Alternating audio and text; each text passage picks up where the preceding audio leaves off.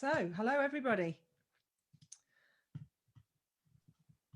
Thank you for joining us in our second edition of Bring Back the Brass. Bring Back the Brass is a weekly feature that will be presented by one of the 5 Brass Foundation's team members. We're the group who are working with and for our young brass players. Whilst these sessions are aimed at younger players, they will have loads of relevance for everybody. So, hello, Paul. Hello. Hello, Paul.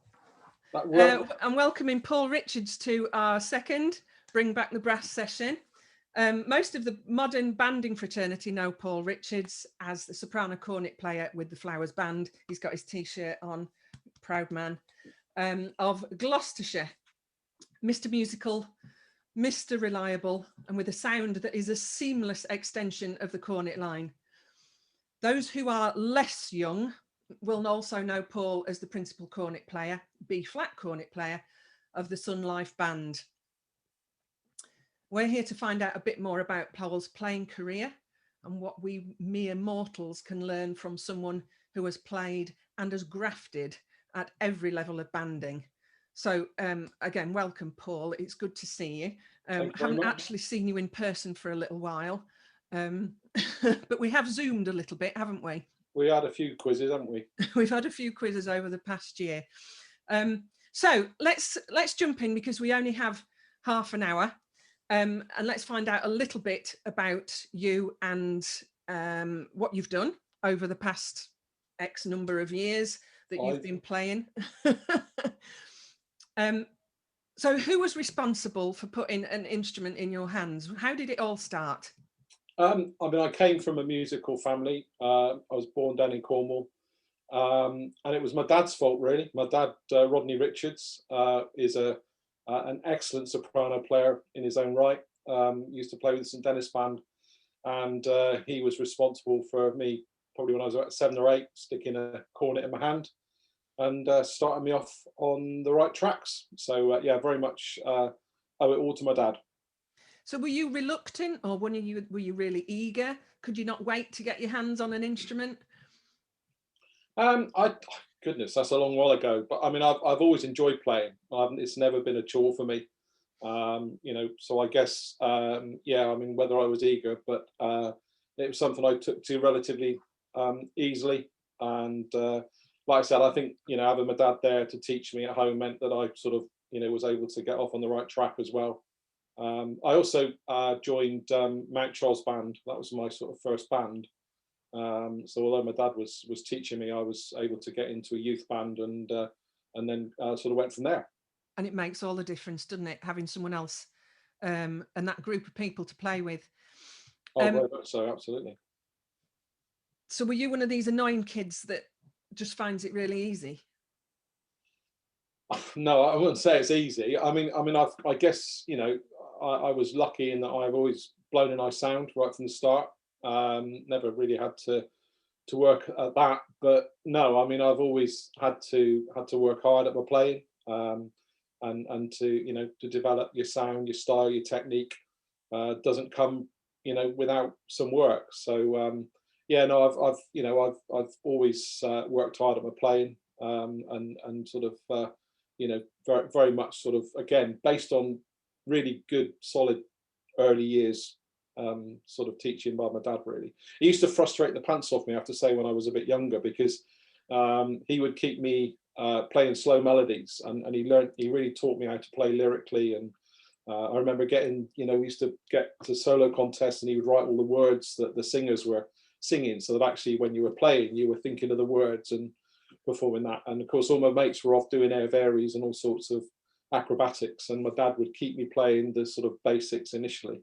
And I think that is, you know, really important, you know, because it's got to sound nice at the end of the day, no matter how well you play and how much fast notes you shovel in. If it sounds, if it doesn't sound great, then, you know, people aren't going to listen.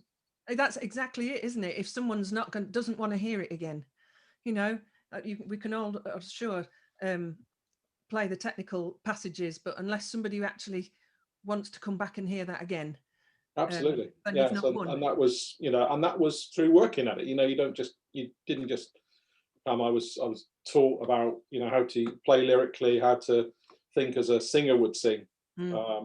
Although, funny story, I once went to a music festival in St Austell to play the piece Alleluia. Of course, there's only one word in Alleluia, isn't there? Yeah. And the guy accused me of not knowing the words. So there we go. So that was a teenage memory. What else was good as a teenager? What was banding about as a teenager? I mean, I guess obviously I used to enjoy the music. I've always enjoyed my playing, as I say. I've loved my playing, but it was also just the camaraderie that banding is. You know, I was obviously in Mount Charles Band, and then St Austell Band, youth band, and then through the senior bands. I was also really lucky in Cornwall to have the Cornwall Youth Brass Band as well. And again, you know, at 13, 14, I was playing in the Festival Hall in London and the Albert Hall in London. You know, we'd go off on tours. So I guess it was, you know, it was just the friendship that, you know, we, like I say, went to France and went touring with various bands, etc., etc. And I think, you know, bands are great, aren't they? They're not just musical, they're social. And for me, that was, you know, that was a big part. It was my hobby. You know, it's what I did. Yeah, absolutely. So did you do grades? Did you go to university to study? No, I did grades. So I did all the way through to grade 8 and got my grade 8. But no, I didn't go to university. I could have done. I had the chance at 18 to go and study at the Guildhall, but I decided to keep my banding as my hobby, and obviously went into my career and did a degree. I actually went to Salford University, actually, even though obviously no, it's now known for its brass band course. But I studied, you know, engineering at Salford, but didn't play at Salford. I carried on playing with St Austell Band in Cornwall. Yeah. Mainly because they used to pay for me to go home, and of course I was by then going out with my my girlfriend, who subsequently became my wife. So it was it was rather an excuse to go down and say hello to my good lady. But yeah, I used to travel back and play with St Austell right through to when I finished with them in several years ago. Several. No, many years ago. Did you ever play in the National Youth Band? No, I didn't really, because again, the Cornwall County Youth Band was a really high standard in Cornwall, really, really high. A guy called Albert Chappell used to take the band. He moved down from the city of Coventry and because of his health, and then he took St Austell Band, and he also did the County Youth Band, and the standard was just amazing. So very few players actually came out of Cornwall to go at that stage to the youth band. I know they do now, because I think there's, you know, sort of been a bit more interest in the National Youth Band, but no, never went to the National Youth Band. Always, and the courses used to clash. It was always like an Easter course and a summer course, and quite often they used to clash. Do you know, I never knew it even existed until I went off to uni. I've never heard of the National Youth Band when I was a youngster, but there you go. I must be in a backwater here. So we mentioned your lovely looking keyboard behind you there, Paul, as you came onto the call. Do you play?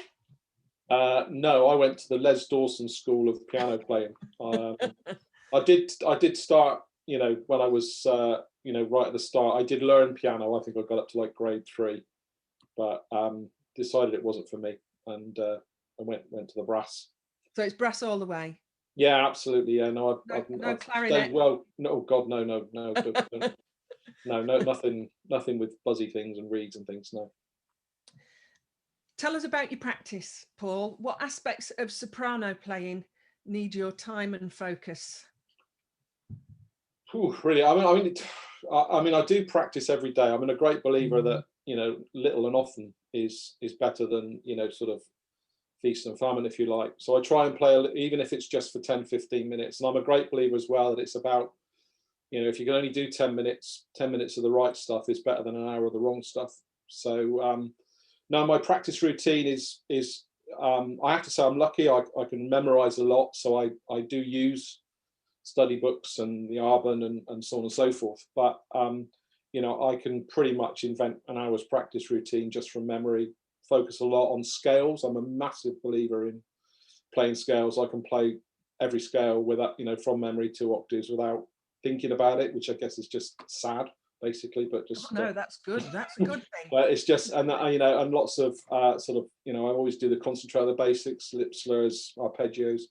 Soprano playing, I guess, you know, I have had to work harder at the upper register and work to really, you know, be able to spin air through and support. And I do a lot of long note playing to build that. And I guess I do then tailor the routine based on, you know, what I've got coming up. So it depends on, you know, what test piece I'm preparing or what solo I'm preparing. I may well then vary the practice routine slightly to work on the elements that are needed for that particular piece. Mm. But no, I'm very relaxed. I don't, like I said, I'm not one of these. I've never been one to practice 5-6 hours a day. I haven't had time. I mean, it's been my hobby that I've done in my part-time rather than it being my, you know, my income earner. Yeah. But like I said, if I get half an hour in a day, then that is enough to maintain most of the time. But I'd like to do more, but busy job as well. And do you think that playing the B-flat cornet needs more time or less than soprano? I don't think you can compare the two, really. I mean, I think, you know, clearly, you know, the technique side of B-flat playing is, you know, in terms of running around and more notes to play, normally there is more to do on the B-flat line. So I guess I would have spent more time working on that side of my playing when I was on B-flat. Whereas now I do spend a lot of time working on my upper register. But, you know, there's still a lot of common stuff as well. As I said, I mean, I've always been a big believer in scales. I've always been a big believer in doing the basics, playing long notes, playing hymn tunes or slow melodies as well. Just, you know, again, you've got to build your sound on the soprano as well as you've got to build it on the cornet. But clearly I'm more orientated towards, you know, achieving security and quality of sound and air going through the instrument when you're sailing up above the band, really. So that's probably the main difference. Yeah. So I know when I've listened to you as an audience member, you know, in contests, the thing that's always impressed me is that you never overdo it. You never overcook it. It's just there. It sits on top and it's just enough. And having sat next to you for the, you know, a couple of years at Flowers, it's been an education every rehearsal just to hear how much you put in. Do you do a lot of listening, or do you think that's an intuitive, just basic musical gift that you've got? I mean, I think it is. I mean, at the end of the day, it's about listening. I mean, you've got to listen to what's going around you. You know, you've got to obviously, you know, I mean, playing in tune on SOP is probably the most important thing. And you know, I think a lot of SOP playing, you know, if you're out of tune, you'll notice you'll stand out. Whereas I think, you know, it's getting the pitch just right. And I think that's all about listening and constantly listening. You know, yeah, of course, you're also listening to the volume and you're trying to work out, you know, your part versus the cornet part. I'm a big believer as well that, you know, SOP playing is as much about, you know, making sure that you I mean, I don't leave a lot out, as you know. I play most of the notes, but actually, you know, sometimes there is you do need to make sure that you take the opportunity for a bit of a breather before you've maybe got something that's high or difficult. And again, it's about, you know, just using your nous really and being a little bit smart about it, working out where you're really going to be needed to support the cornets, but then also making sure that you're ready for when you've got something that maybe is a little bit more exposed. And I think sound is a big part of it as well. I mean, for me, I've always played on as big a mouthpiece as I can, because I think you get a warmer, richer sound as a result of that. And again, you know, I think if you're too shrill as a soprano, you'll cut through in the wrong way. You know, I've always regarded, I mean, the clue's in the title, it's a soprano cornet, and it is an extension of the cornet section at the end of the day. It's not a special instrument, it's still a, you know, a conical sort of instrument. And so I think, you know, it is about being in tune, making sure the sound is warm, but then it's about listening, and just like you say, just consciously trying to just ride over the top of the band at the right volume. And of course, at the end of the day, the conductor will always give you a rollicking if you get it wrong anyway. So, you know. Yes. So, just moving on a little bit.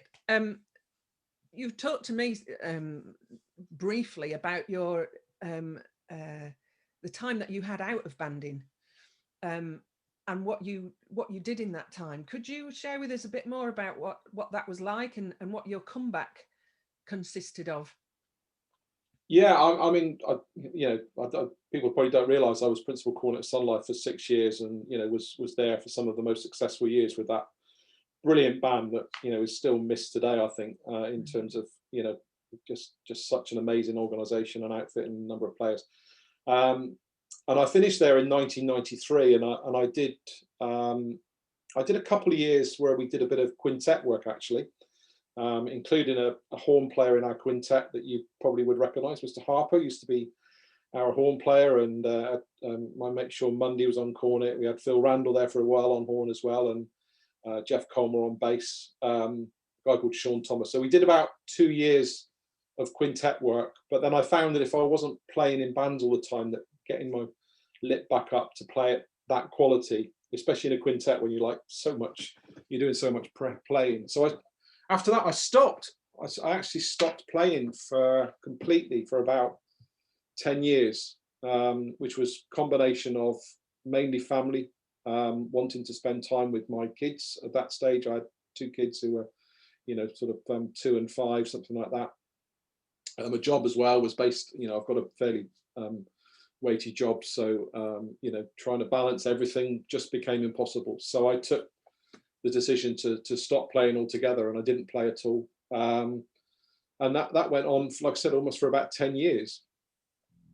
And I only really picked it up, and I'd never really imagined myself going back for 2 reasons. One, Sun Life were just so exceptional at that stage that I couldn't really think I was going to play at a lesser standard.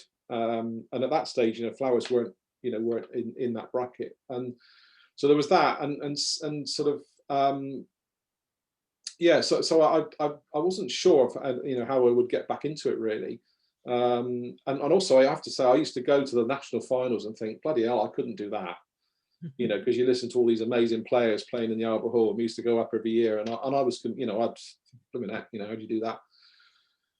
So the thing that got me back into it actually was my son Chris. We took him along to at that stage what was Swindon Pegasus in Swindon, because we live in Swindon, and I took Chris along. He fancied having a go on the cornet. So and I used to stand behind Chris pointing at the notes. And other than John Winterflood, who was the conductor there, I don't think anybody really knew of my sort of my time in brass banding. So we did that. There was a sort of we created out of the Pegasus band, we created the Great Western Youth Band, and John was the conductor of that band, and he asked me to get involved in terms of organisationally. So I ended up doing a bit of tutoring, but mainly doing all the organisation for the Great Western Youth Band. And I did that for probably another 10 years actually in total. But as part of that, we weren't affiliated to a senior band at that stage. The youth band had broken away from Pegasus. And of course, we had quite a few players coming up to the end of their, they were getting to the point where they were getting too old for the youth band. So we created a band called Brunel Brass, which of course, I'm sure lots of people will have heard of Brunel, just for a bit of fun really. And I wasn't intending to join, but I went along and took my lad along who was playing cornet at the time, and to drop him off. And John Winterflood said, "Well, where are you going?" And he said, "I've got a seat for you." Well, I'm not playing, John. He said, "Well, look, just have a go." He said, "Sit on the soprano seat. I've got your soprano there." And of course, I picked it up and I was hooked, basically, hooked back into banding. And then we literally took that band with John and a number of tutors. We tutored the younger players. We brought players in from the youth band. And we went all the way from the 4th section, and then we went to the 3rd section, 2nd, 1st, and eventually to the championship section. And along the way, I think we won 3 or 4 regional titles and 2 national titles. And I think it was that progression through from 4th section playing, and really I was really passionate about helping and setting an example to the younger players who were in Brunel at the time. And I think it was that journey really that brought me back to, I don't think I would have been able to just jump straight in and play straight at sort of the level that Flowers were then playing. I just was able to build back up through. And then eventually I went and decked with Flowers and did a couple of jobs with them and got the bug for playing at that level again. And that's how I found myself back playing at the top level. So quite a long story, but I think that build back slowly and coming up through the sections was what probably was why I was able to do what I've done. But that's so encouraging, isn't it, to anybody who's, you know, who wants to have time out, to have family time. I mean, we've even, you know, we've all had a bit of time out over the past year as well, that actually it takes a little bit to build yourself back up.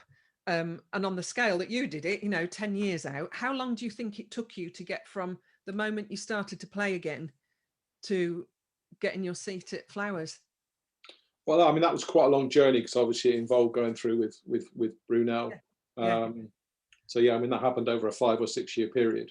But as I say, after a 10-year break. But what I would say is, you know, for people coming back after maybe, you know, 12 months of not playing, you know, the thing to do is to recognise you have got to build it back. You know, you're not just going to be able to suddenly pick up the instrument and play as well as you were playing 12 months ago when you'd been in regular practice. And my advice is, you know, to build it back slowly, to concentrate on the basics, to do the hard yards in terms of your lip slurs, your scales, your long notes, your hymn tunes, and recognise that it will take you, you know, a while, and then gradually push yourself, you know, back to where you were. You know, be careful not to bruise your lip. Something else, you know, you take for granted your lip really quite tough, and of course your lip will be soft. I mean, I've always felt playing an instrument is a bit like being an athlete. You know, you wouldn't expect Mo Farah to, you know, take 2 years out and then suddenly run a marathon and win the Olympics. He would go through training, because at the end of the day, what we're dealing with is muscles, and you know, parts of your human body that, you know, you would have to condition and get to the right level. So you know, if you think of it in that context, you've got to basically build back, you know, build your times back. If you're a runner, you'd increase the distance, you'd increase the time, you'd run faster, and eventually you'd get yourself back to full fitness. And that is effectively what I think you need to map through for to get back after COVID if you've not played. Yeah, quite. And there's an awful lot of people out there who are in that boat. Yeah, absolutely. And talking of it does come back. It genuinely does come back. It might be frustrating, and you'll have good days, and then you'll have rubbish days. But it will come back if you just keep persevering. And like I say, the general trend will be up. Absolutely. Yeah. So talking of winning Olympics and training, you've got some lovely silverware behind you. What are all those for? Are they all yours? No, these are. I bought these down a car boot sale. What did you win those for then, Paul? No, I mean these are my probably. Well, there's all sorts of stuff here. There's the probably the one I'm most proud of, the best soloist of the day at the national finals in 2015 on Spirity. I've got the second section best instrumentalist award there for the national finals. And I remember you winning that because I was playing in the second section as well that day. Oh, were you? Yeah, I've got the third section as well there. There's the shield from Yeovil, which was given to me by Jean Gardner because her husband donated the shield. I've got the French Open best soloist, West of England best soprano, and then up on the wall I've got the other one I guess I'm also really proud of, is best soloist at Vic in 2018. So I'm genuinely proud. Nice photographs of me with the open shield there as well. So I've like I said, I've had a great career. I've been fortunate enough to play with some great bands and great conductors, and I'm eternally grateful to everybody who's been part of that. But it's been a fantastic sort of part of my life, which I deeply cherish. Yeah, we can tell. We can tell that display of trophies is obviously something you're really proud of. That's brilliant. So a bit of a deeper question. Let's go. We've just got a few minutes left, about 6 minutes left, I think. So if you were looking for a replacement for you, not a dep, just as a replacement as a player, what would you look for? What would be the first thing on your list? I guess being able to play in tune is so difficult on the soprano. It really is. It is the challenge, really, and it's something that is so. It's a difficult instrument. It shows every blemish, every little mark, because it's just there's not a lot of tube to take out all the sort of blemishes. So I guess somebody who can play in tune is primary. Clearly somebody who can they've obviously got to be able to cope with the standard that the band is playing at. Flowers has obviously pushed itself up towards the top you know, the top echelons, top 10, even higher than that at the moment, I think. So yeah, somebody who's got the technical ability. Yeah, that would be my key points, I guess, would be you know, that sort of both, yeah, playing in tune, nice sound, and the technique to cope. Yes, yeah. So apart from you, who should today's teenagers be listening to for inspiration? Oh, crikey, what from today? You know, if you're looking at cornet players, I mean, I'm a massive fan of Tom. I think Tom at Corey is just outstanding. Philip Cobb, I think, is outstanding. Richard Marshall. You've only got to look around the characters. David Dawes is a guy who's worth looking out. Sock wise, you know, obviously I've got, you know, some great friends. I wouldn't sort of call any of them out.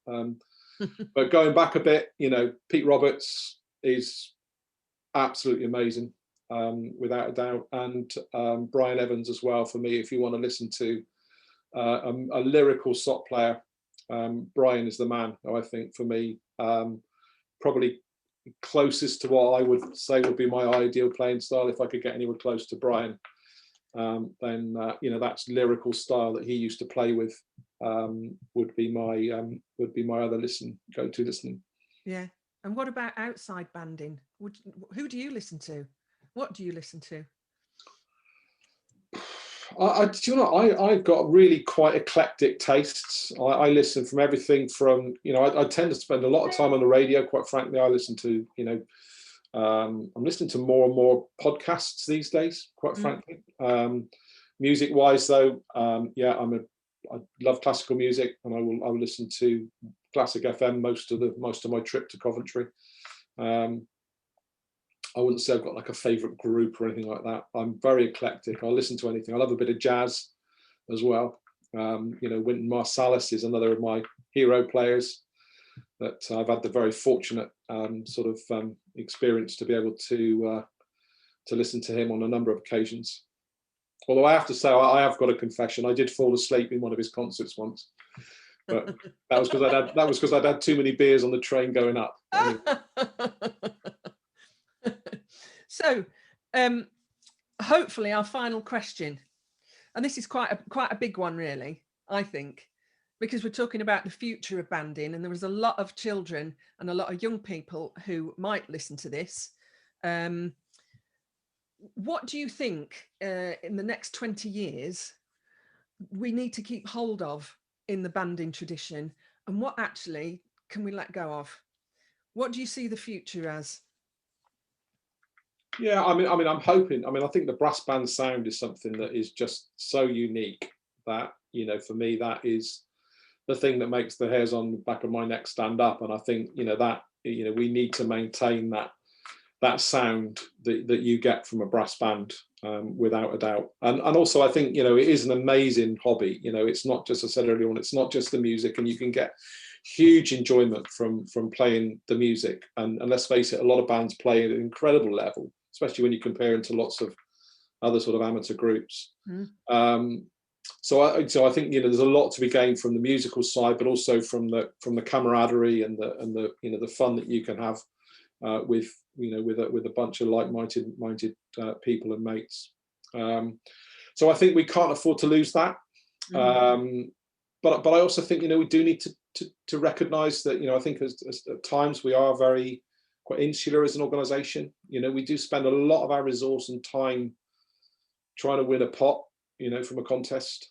And, you know, quite often I think that is probably a detriment of maybe getting our message out to wider audiences and wider groups. And I was reflecting, actually, watching some of the stuff from the Corey contest over the weekend, and how brilliant some of the sort of more multimedia approaches we've been forced to under COVID. It's a bit like at work, actually. I mean, at the work at the moment, we're trying to work out what we can take from you know, from COVID and take it forward, because it's been great. You know, a lot of the working practices we brought in. And I do think some of the sort of digital social media side is something that we need to take forward as a movement. And also, I've been noticing lots of collaboration as well. I think working with other musical groups, you know, which would extend, you know, the repertoire, extend the reach, extend the sort of number of people who might then be interested in, you know, listening and joining a brass band. So I think if anything, it's just becoming less insular and a little bit more open to you know, to other artists, collaborations, and also, like I said, just working out how we can use social media in a, you know, much more progressive, ongoing way as well. So just a few thoughts. Paul, that's absolutely great, and you won't believe this, but we've actually filled half an hour. Bloody hell. So our time is up. Thank you so much for giving up your time and sharing your thoughts and your experiences with everybody. There will be another edition of Bring That Back the Brass next week. So that just remains for me to say thank you again, and we will see what comes up next week.